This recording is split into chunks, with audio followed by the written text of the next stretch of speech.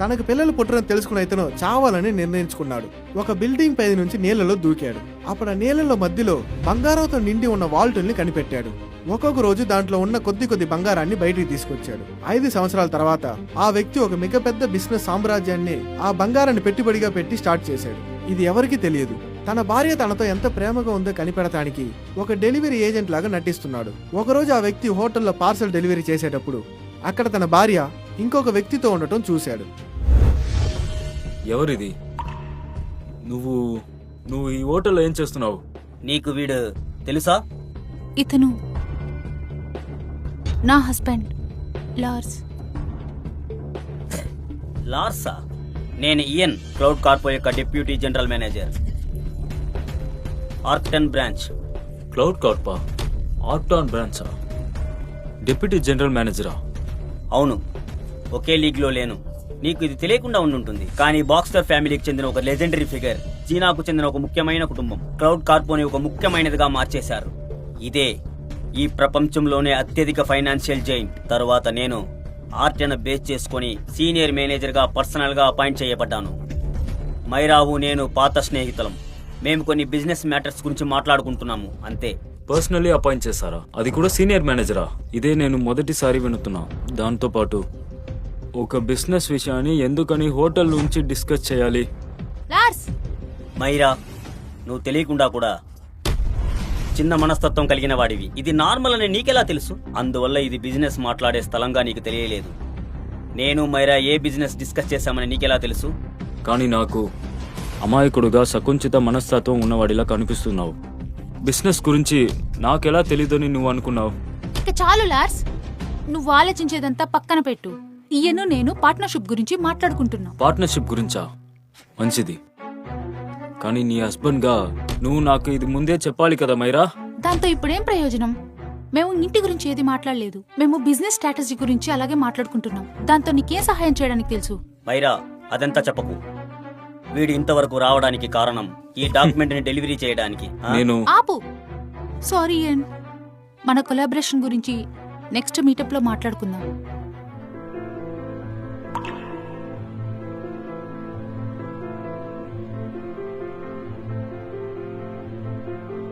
అరెచ్చా, నేను ఇంతకు ముందే నీకు చెప్పాను, నీకేదైనా కష్టం ఉంటే నేను సాల్వ్ చేస్తానని. నువ్వెందుకు నన్ను నమ్మలేకపోతున్నావు? నిన్ను నమ్మాలా? నువ్వున్న పరిస్థితి చూస్తుంటే నిన్నెలా నేను నమ్మాలి? నిన్ను నమ్మాలా? నువ్వున్న పరిస్థితి చూస్తుంటే నిన్నెలా నేను నమ్మాలి? కానీ నేను ఇయన్ లాంటి ఒక సీనియర్ మనిషిని ఎగ్జిక్యూటివ్ అపాయింట్మెంట్ చేయాలి అని నేను నీకు చెప్పలేదు. కానీ నువ్వు నాకేదో మంచి చేస్తావని కూడా నేను ఎదురు చూడలేదు. నువ్వు ఇకపై నన్ను తొందర చేయకుండా బాధ పెట్టకుండా ఉంటే చాలు. నీకు అది కూడా చేయడానికి తెలీదా? ఈయన చెప్పేది ఏది నమ్మకమైరా? వాడు దేనికి పనిగాని వాడు. అది మాత్రం కాదు, వాడు ఆర్క్టాన్ బ్రాంచ్ ఆఫ్ క్లౌడ్ లో తనే డిప్యూటీ హెడ్. కానీ నువ్వెవరు? నేనెవరా? మైరా, అప్పుడు ఇన్ని సంవత్సరాలుగా నన్ను ఇలానే చూసావా? నువ్వెవరని నీకే బాగా తెలుసు. నీతో ఆర్గ్యూ చేయడానికి కూడా నాకు ఇష్టం లేదు. ఈ విషయం ఇక్కడే అయిపోయింది. దాని తర్వాత ఈ రోజు రాత్రి మన తాత బర్త్డే పార్టీ. అది మన కుటుంబానికి చాలా ముఖ్యం. అది నీకు గుర్తు చేస్తున్నాను. నువ్వు ఇలాంటి మొహాన్ని పెట్టుకుని పార్టీకి తీసుకొచ్చి మూడంతా ఖరాబ్ చేయకు. మర్యాద లేకుండా పోతుంది. అసహ్యంగానా? నేను నీ ఫ్యామిలీని ఈ రోజు నైట్ పార్టీలో అందరి ముందు గర్వపడేలా చేస్తాను. లార్స్, నువ్వు ప్రవర్తించే ప్రవర్తనంతా నీ మీద కోపం వచ్చేలా చేసి నిన్ను వదిలిపెట్టి వెళ్లేలా చేయకు, సరేనా?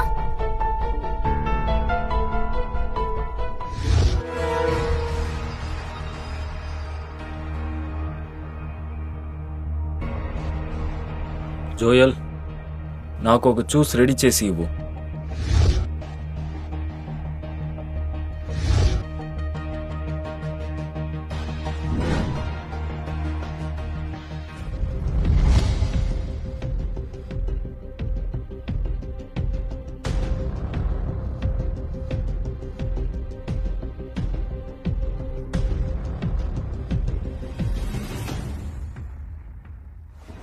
తాత, నువ్వు ఆరోగ్య ఐశ్వర్యాలతో చల్లగా ఉండాలి. థాంక్స్ మైరా, కూర్చోండి.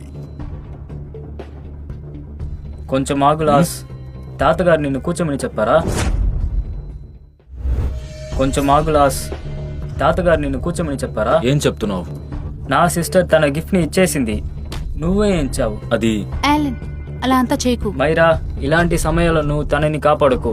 ఈ రోజు తాతగారి బర్త్డే, కానీ ఈడు ఖాళీ చేతిలో వచ్చాడు. తాతగారికి కొంచెం కూడా మర్యాద వేయలేదు. తనకి ఈ పార్టీకి రావడానికి, కూర్చోడానికి అర్హత లేదు. నా గిఫ్ట్స్ ని రెడీ చేసి తీసుకురమ్మని చెప్పున్నాను. త్వరలో డెలివరీ చేసేస్తారు.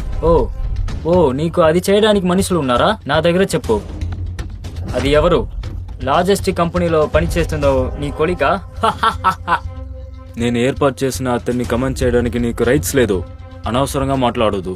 ఏదో నువ్వే పెద్ద బిగ్ షాట్ లాగా నీకు నువ్వే పని చేస్తున్నావా? చాలు ఆపు ఆలెన్. లార్డ్స్, పోయి తలుపు దగ్గర ఉన్న టేబుల్లో కూర్చో. ఎందుకు? ఎంత ధైర్యం ఉంటే ఎందుకని అడుగుతావు? నువ్వు మాత్రం మా కుటుంబంలో అసహ్యంగా కాకుండా మర్యాదగా బ్రతుకుంటే మైరా చాలా పెద్ద కుటుంబంలో పెళ్లి చేసుకుని ఉండేది. ఇప్పుడు ఈ రోజు నడిచే బర్త్డే పార్టీ నమ్మడానికి వీల్లేనంత బాగా జరుగుండేది. కానీ ఇప్పుడు ఎంత ఖాళీగా ఉందో. మీరు మర్చిపోయారు అనుకుంటా. 5 సంవత్సరాలకు ముందు ఈ హై ఫ్యామిలీ, హై సొసైటీలో దానికి ఓ చోటు ఉందిందా? హాక్ టౌన్ లో టాప్ ఫ్యామిలీ రావడానికి, అందరూ ఆమోదించడానికి మీరు ఎస్టాబ్లిష్ అవ్వలేదు. అయినపాటికి వాళ్ళందరూ మీకోసం వస్తున్నారని అనుకున్నారు. ఇది మీకు అహంకారంగా తెలియలేదా? ముందు బాగా విను. మా కుటుంబం ఇంత పెద్దగా అవ్వడానికి నువ్వేమీ చేయలేదు. నేను నీ దగ్గర ఒక నిజం చెప్తాను. ఆర్క్టన్ ఒక 5 సంవత్సరాల గ్యాప్ లో ఇంత అప్పర్ క్లాస్ కు వచ్చాడంటే దానికి కారణం మైరా టాలెంట్ మాత్రమే కాదు, తను చేసిన సాహసం. నువ్వు మాత్రం తనని డిస్టర్బ్ చేయకుండా ఉండుంటే తను ఇంతకు మించి సాధించేవాడు. నిజం చెప్పావమ్మా, ఇంకాపు. నేనింకా చాలా మాట్లాడాలి. ఈ నైట్ మొత్తం మన కుటుంబానికి ఉన్న మర్యాద ఏంటి అని వీడికి చూపిస్తాను. పబ్లిక్ ముందర ఈ విషయాన్ని పెద్ద చేయకు. లాస్, ఈ రోజు రాత్రి నీ మీద నాకు కోపం వచ్చేట్టు చేయకు. ఒకటి, నువ్వు ఆ తలుపు పక్కనున్న టేబుల్లో పోయి కూర్చో, లేకపోతే ఇక్కడి నుంచి బయటికెళ్ళు. మమ్మల్ని అవమానం చేయకుండా ఉంటే సరే. క్లౌడ్ కార్ప్ వాళ్ళు ఇక్కడికి వచ్చేసారు.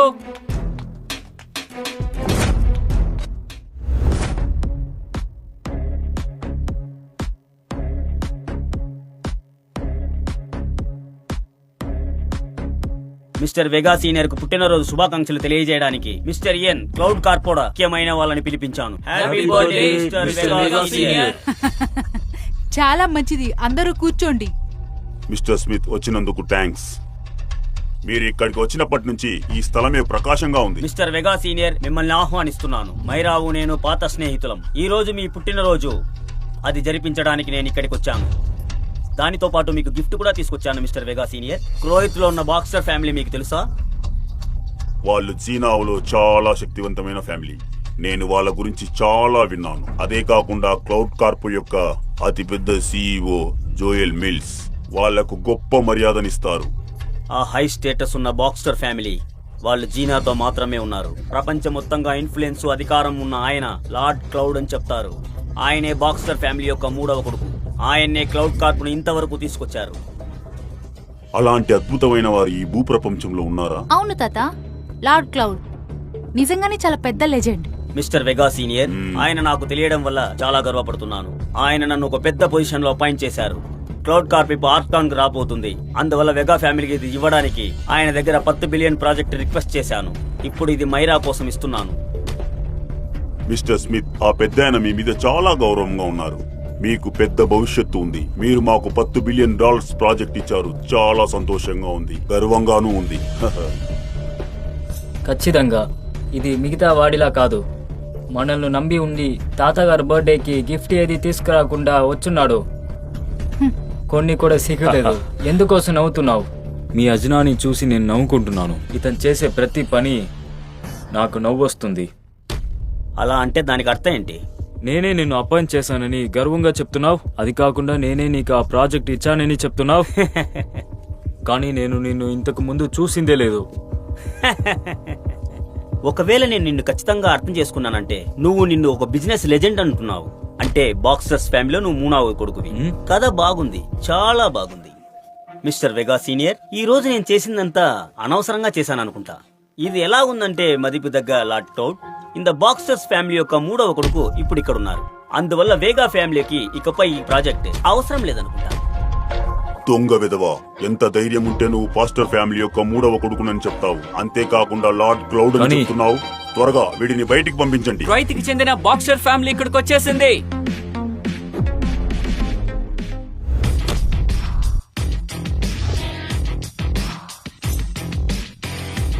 ట్రోయ్కి చెందిన బాక్సర్ ఫ్యామిలీ వేగా ఫ్యామిలీ కోసం ఇంపీరియల్ జైడ్ సెప్టార్, ఒక కేసు నిండా ముత్యాలు, ఒక మ్యాన్షన్, తర్వాత మే బ్యాచ్ స్పోర్ట్స్ కార్, అలాగే 50 గోల్డ్ బార్స్, తర్వాత 10 మిలియన్ క్యాష్ ని గిఫ్ట్ గా ఇవ్వబోతున్నారు. ఎంత పెద్ద గిఫ్ట్! నిజంగానే ఇది వేగా ఫ్యామిలీకేనా? బాక్స్టర్ ఫ్యామిలీ తరపు నుంచి వేగా సీనియర్ కి జన్మదిన శుభాకాంక్షలు. ఏంటి బాక్స్టర్ ఫ్యామిలీయా? ఈ గిఫ్ట్స్ అంతా నా దగ్గర నుంచి వచ్చింది. నీ దగ్గర నుండా? అవును, ఇదే మీ బర్త్డే గిఫ్ట్ గా నేను తీసుకొచ్చింది. మైరా, నేను ముందే నీకు చెప్పాను ఈ రోజు వేగా ఫ్యామిలీ గర్వపడేలా చేస్తానని. దానికే ఇది తీసుకొచ్చాను. మిస్టర్ వేగా సీనియర్, ఈ గిఫ్ట్స్ అంతా చూడడానికి మీకు సంతోషంగా ఉందా? సరైన జోక్ గా ఉంది. ఈ గిఫ్ట్స్ అంతా కొరియట్ ఒక బాక్సర్ ఫ్యామిలీది. దీనికి నీకు ఏ సంబంధం ఉంది నీ చెప్పు. ఏంటి, నాకు సంబంధం లేదా? లేదు, నీ వల్ల ఇంత కాస్ట్లీ గిఫ్ట్స్ ఇవ్వగలిగితే 5 సంవత్సరాలుగా ఎందుకు మా దగ్గర అన్ని ఫ్రీగా తీసుకున్నావు? అది మాత్రం కాకుండా నీ దగ్గర ఏదీ లేదు. నువ్వు ఒక చెత్తబుట్ట. ఈ గిఫ్ట్స్ ఎలా వచ్చాయి? దీనికి కారణం మిస్టర్ స్మితే. ఇక్కడ ఉన్న అందరికంటే మిస్టర్ స్మిత్ కి మాత్రమే బాక్సర్ ఫ్యామిలీతో మంచి రిలేషన్షిప్ ఉంది. దాని లార్డ్ క్లౌడ్ బాక్సర్ ఫ్యామిలీ యొక్క 3వ కొడుకు గౌరవిస్తున్నారు. ఇప్పుడు ఈ లాస్ ఆ గౌరవాన్ని దొంగిలించుకున్నాడు. నీ చివరి పేరు బాక్స్టర్ అని నువ్వు ఆ ఫ్యామిలీలో ఒక్కడు అనుకున్నావా? అలెన్, నువ్వు చెప్పింది సరైన పాయింట్. మిస్టర్ స్మిత్, మీకు చాలా థ్యాంక్స్. ఎంత అద్భుతమైన ఆర్గ్యుమెంట్స్, ఎంత అద్భుతంగా నటిస్తున్నారు. మిస్టర్ వేగా సీనియర్, ఈ రోజు మీరు నిజంగానే నా కళ్ళుల్ని తెరిచారు. లార్స్, ఇప్పుడు ఏం మాట్లాడుతున్నావు? తాతని క్షమాపణ అడుగు. ఇక్కడ ఏం జరుగుతుందని అతనికి ఏది తెలీదు. అది కాకుండా మైరా, ఇది నువ్వు చేయాలా? ఇప్పుడు కూడా మనసు వదిలి మాట్లాడలేవా? లార్స్, ఇప్పుడు నువ్వేం చేస్తావు? నేనేం చేశాను? నేనేం చేశాను? నువ్వు పెద్ద లెజెండరీ మిస్టర్ బాక్స్టర్ లాగా నడుచుకుంటూ నేనే ఈ గిఫ్ట్స్ అన్ని తీసుకొచ్చానని నా దగ్గరే అబద్ధాలు చెప్తున్నావు. కొంచెం కూడా సిగ్గులేదా? ఏంటి, నాకు అసహ్యంగా లేదా? నాకే అసహ్యంగా ఉంది. బర్త్డే పార్టీలో అందరూ అసహ్యంగా చూస్తున్నారు, కానీ నువ్వేం చేస్తున్నావు? నువ్వు చాలా సిగ్గు లేకుండా నీచంగా ఉంటున్నావు. నేను నీకు ఒక ఛాన్స్ ఇచ్చాను. అసలు ఎందుకని నువ్వు నన్ను ఊరికనే మోసం చేయాలని చూస్తున్నావు? నేను ఇక నుంచి నీ దగ్గర నుంచి ఏది ఆశించను. మనం డివోర్స్ తీసుకుందాం. తర్వాత మనం చూడబోయేది. మిస్ బెల్, రాయల్ కార్ప్ ని ఎవరు కాపాడారో నేను కనిపెట్టాను. ఇదిగోండి, ఆయన పేరు లార్స్ బాక్స్టర్. లాజిస్టిక్ కంపెనీలో పనిచేస్తున్నారు. ఆయన వేగా ఫ్యామిలీ అల్లుడు. కానీ ఆ ఫ్యామిలీ ఆయన్ని పట్టించుకోలేదు. ఆయన కుటుంబంలోకి చేర్చకుండా పరువు తీస్తున్నారు. ఏంటి, వేగా ఫ్యామిలీయా? వాళ్ళేదో మైకంలో ఉన్నారు. షాన్, చెప్పండి. రాయల్ కార్ప్ వాళ్ళ 30% షేర్ ని ట్రాన్స్ఫర్ అగ్రిమెంట్ చేయండి. జాయ్, రీగల్ విల్లా వాళ్ళ దగ్గర నుంచి కీ కార్డ్ తీసుకోండి. తర్వాత కార్ రెడీ చెయ్యి. మనం ఇప్పుడు అందరం ఆక్టన్ వెళ్ళి వీగా ఫ్యామిలీ మెంబర్స్ ని కలుసుకుందాం. Yes, Miss Bell. డివోర్సా? అవును, డివోర్సే. ఇప్పటికి 5 సంవత్సరాలైంది లార్స్. నేను మా ఫ్యామిలీతో కూడా టర్న్లో చాలా మర్యాదపూర్వకంగా ఉన్నాం. ఇందులో నువ్వు మాత్రమే ఇలానే ఉన్నావు. ప్రయోజనం లేకుండా, దేనికి పనికి రాకుండా, చాలా సిగ్గు లేకుండా నీచంగా ఉంటున్నావు. నువ్వెప్పుడు నాకు తల్లపిలాగే ఉన్నావు. దాంతో కూడా మాకు మర్యాద లేకుండా చేస్తున్నావు. అలాంటే మైరా, గత 5 సంవత్సరాలుగా నువ్వు ఇలాగే నన్ను చూసావు కదా? అవును, నువ్వు లేకపోతే ఇంకా ఎంతో సాధించేవాళ్ళం. మీరు చెప్పేది తప్పు. మీరు ఇంతదాకా వచ్చిందికి కారణం మిమ్మల్ని 5 సంవత్సరాలు కాపాడుతానని ప్రామిస్ చేస్తున్నాను. నోర్మోయ్, మేం పెరుగుతున్నాం. నీ సేఫ్టీ మాకు అక్కర్లేదు. లార్స్, మమ్మల్ని ప్రశ్నించే హక్కు నీకు నిజంగానే ఆ హక్కు లేదు. కానీ 5 సంవత్సరాల నుంచి మా ఇంట్లో చోటిచ్చి నీకు సపోర్ట్ చేస్తున్నాను నేను. వీగా ఫ్యామిలీని వదిలేసావంటే నువ్వేం లేకుండా అయిపోతావు. ఆక్టానే కాదు, అప్పర్ క్లాస్ నుంచి ఎక్కడ నీకు మర్యాద లేకుండా పోతుంది. నేను నీకు చెప్తుంది అర్థమవుతుందా లేదా? వీగా ఫ్యామిలీలో నువ్వు మాత్రమే ఏమీ లేనివాడివి. రాయల్ కార్ప్ ఇక్కడికి వచ్చేసింది.